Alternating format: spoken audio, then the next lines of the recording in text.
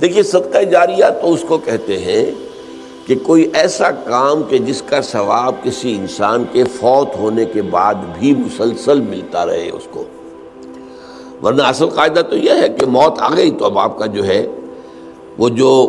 امتحان کا وقت تھا اور جو کچھ کمائی کرنے کا وقت تھا وہ تو ختم ہو گیا۔ جیسے امتحان میں کہتے ہیں کہ بس سٹاپ رائٹنگ، اب وہ آپ کی رائٹنگ تو ختم ہو گئی۔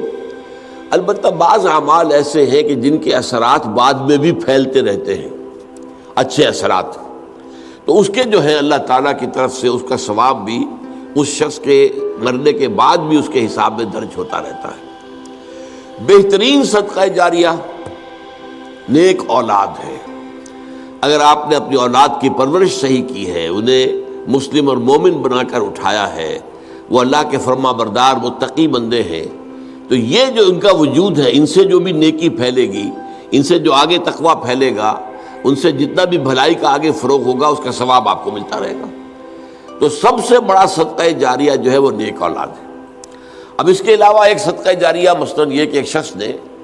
ایک دینی جو ہے درسگاہ قائم کر دی،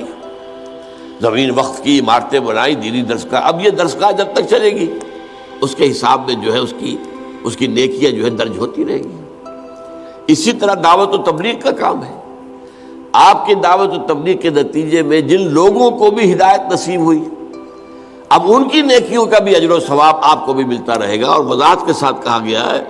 بغیر ان ينتقص من اجرہ شیء، وہ جو نیکی کریں گے ان کے اجر میں کوئی کمی نہیں ہوگی۔ یہ نہیں ہوگا کہ ان کے اجر میں سے جو ہے وہ دعوت اور تبلیغ کرنے والے کو اجر ملے گا، بلکہ یہ کہ اس کا اجر بھرپور اس کو ملے گا، اور اس کو اضافی طور پر جو اس کو ملے گا۔ تو یہ ہے خیر کا کوئی کام غریبوں کے لیے، عوام کے لیے، جیسے پرانے زمانے میں ہوتا تھا کہ پل بنا، چاہ بنا، مدرسہ، تالاب بنا۔ اب اس زمانے میں واٹر سپلائی تو نہیں ہوتی تھی، کہیں کنواں کھود دینا، کہیں راستے پر سبیل ایسی لگا دینا کہ پانی وہاں سے